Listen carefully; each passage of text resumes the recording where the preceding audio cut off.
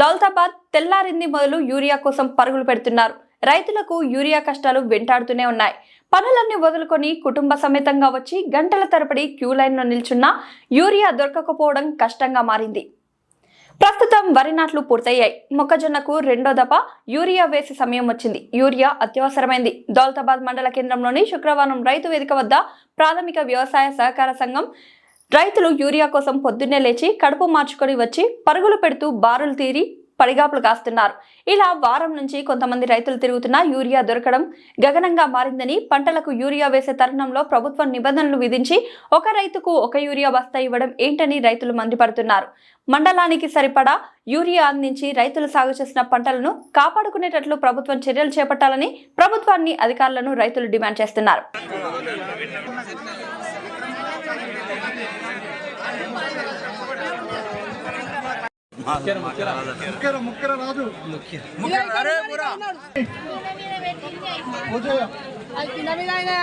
కింద మీద అయినాయి మా అందుకే వస్తలేవు.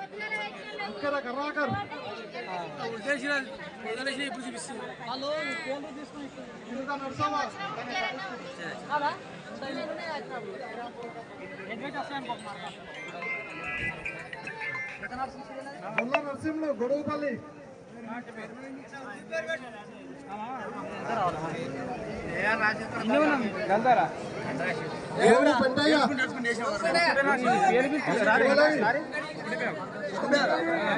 ఏమో